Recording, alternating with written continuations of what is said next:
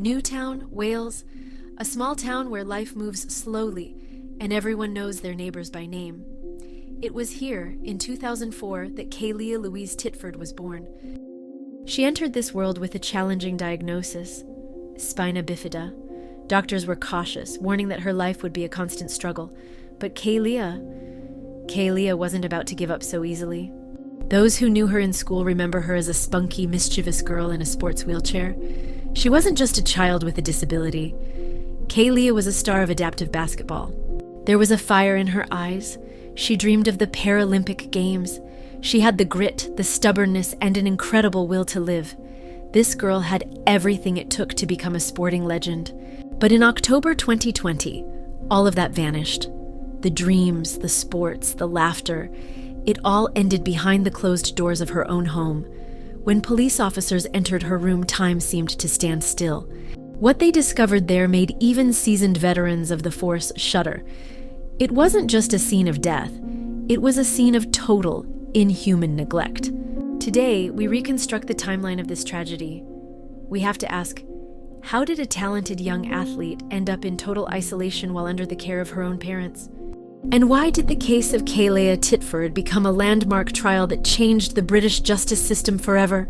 To understand what Kaylia went through every single day, we have to look closely at her diagnosis, spina bifida. It is a congenital birth defect that occurs very early in the womb. Kaylia suffered from the most severe form, myelomeningocele. This means that a portion of her spinal cord and nerves were exposed in a sax-like opening on her back.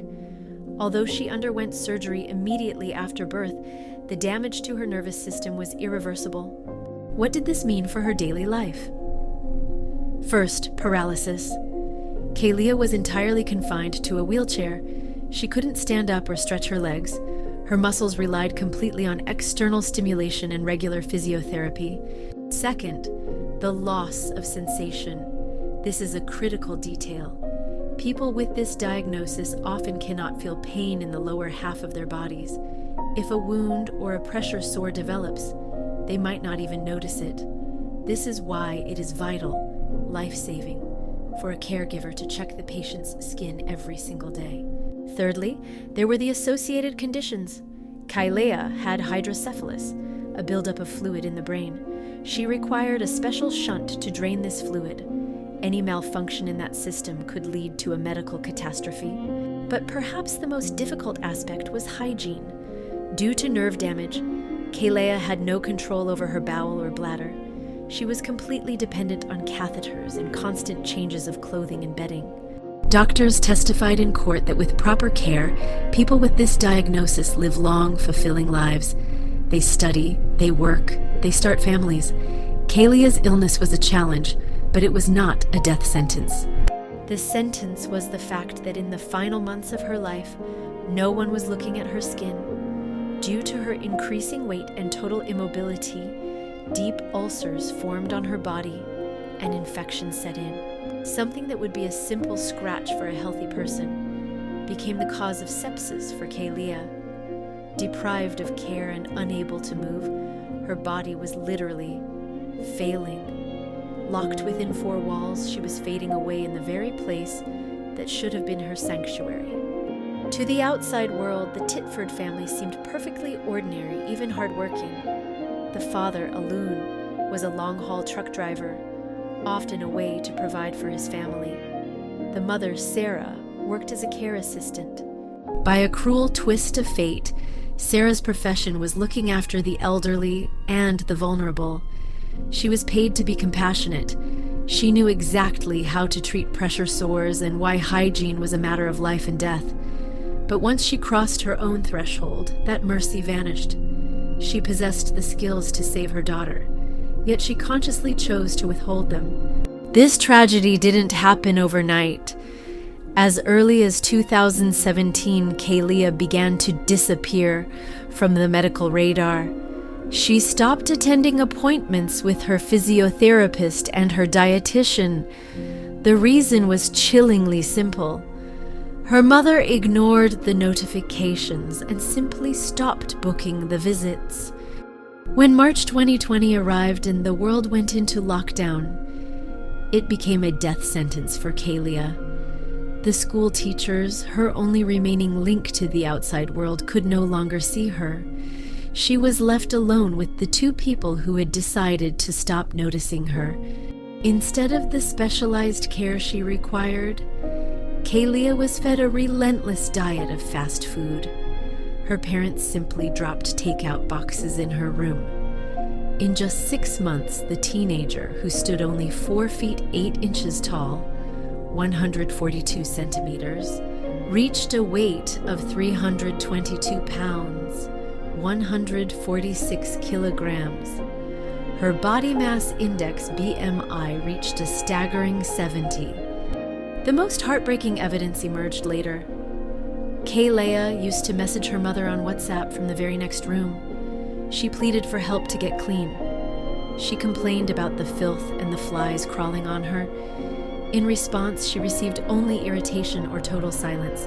Her parents sat just meters away watching television and ordering food, while their daughter literally rotted alive.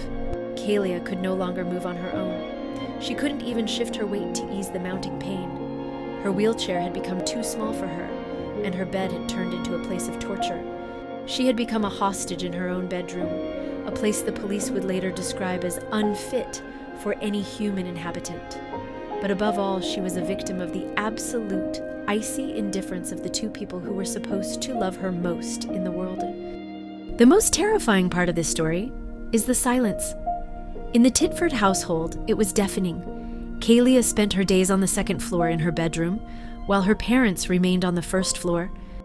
They lived under the same roof, just a few meters apart, but they didn't speak face to face. They communicated through WhatsApp. Her parents simply stopped going upstairs, choosing to ignore the reality of their daughter suffering through the buffer of a smartphone screen. The court records preserved these exchanges. They are a live-streamed chronicle of a slow death. Kalia pleaded for help. She messaged them saying she was in pain, that she was struggling to breathe, that her skin felt like it was on fire from the ulcers. In response to these digital screams for help, her father would send back messages demanding that she stop screaming. He didn't go up to comfort her. He just wanted her to be quiet so she wouldn't ruin their evening. On the evening of October 9th, 2020, Kalia sent her very last message. She knew something was terribly wrong. She complained of feeling unwell, of the fear and the physical agony she was in. The reply from her father, Alan Titford, was brief and murderously indifferent. "Your mother has a headache, don't bother her." Those were the last words Kalia would ever read. She stopped texting. She stopped calling out. She was left alone in the dark with her pain and her mother's headache. Those were the last words Kalia would ever read. She stopped texting. She stopped calling out. She was left alone in the dark with her pain and her mother's headache. On the morning of October 10th, Alan Titford dialed 999. The operator heard the voice of a man who sounded like he was reporting a minor mechanical breakdown, rather than the death of his daughter.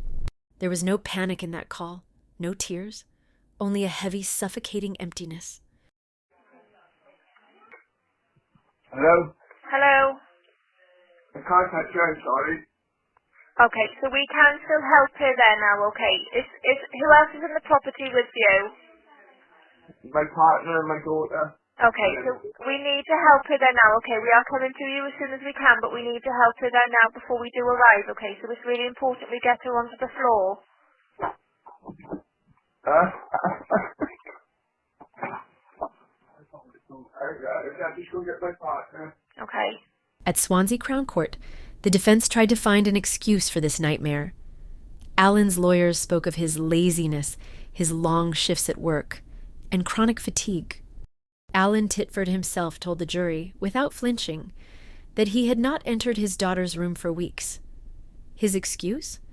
He claimed that as an adult man, he felt uncomfortable, caring for a developing young woman and seeing her body. He simply closed the door and pretended she didn't exist. Judge Martin Griffiths was unmoved. He called the parents' actions horrific neglect. This case changed British law forever. For the first time in history, morbid obesity was officially cited in a sentencing document as a key factor in manslaughter by gross negligence. Judge Martin Griffiths was unmoved. He called the parents' actions horrific neglect. This case changed British law forever. For the first time in history, morbid obesity was officially cited in a sentencing document as a key factor in manslaughter by gross negligence. The initial sentences seemed light, but following a wave of public outcry, the Court of Appeal intervened. The final result, 10 years for the father and 8 years for the mother. But numbers on a court document cannot fix the ultimate betrayal. The education system, social services, and above all, her own parents. Everyone failed Kaelia. The story of the girl in the sports wheelchair, who dreamed of medals but ended her life in a pile of refuse, remains a scar on the conscience of society. The story of Kaelia Titford is more than just a true crime headline. It is a haunting reminder of how lethal human indifference can be. Kaelia's tragedy didn't happen in a vacuum. It happened in a society where social services, medical professionals, and even neighbors chose to look the other way. When the world locked down in 2020, it was an inconvenience for most, but for Kaelia, it was an invisible execution that lasted for months behind a closed door. Today, the basketball courts in Newtown no longer echo with the screech of her wheelchair or her laughter. Her Paralympic dreams turned to dust in that neglected room. But that is exactly why her story must be told, loudly. It must be the noise that breaks through every closed door, ensuring that no other child, regardless of their struggles, is ever left alone with their pain and the betrayal of those they were supposed to trust most. The sentencing of Alan and Sarah Titford sparked a global debate.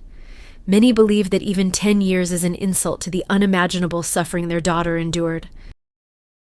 What is your take on the verdict?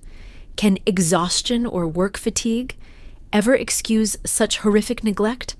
Or was this a calculated crime that deserves a life sentence? Is the justice system doing enough to protect vulnerable children? Please, share your thoughts in the comments. This conversation is vital. Take care of those who depend on you. Stay vigilant for those who cannot speak for themselves. Thank you for watching. We'll see you in the next episode.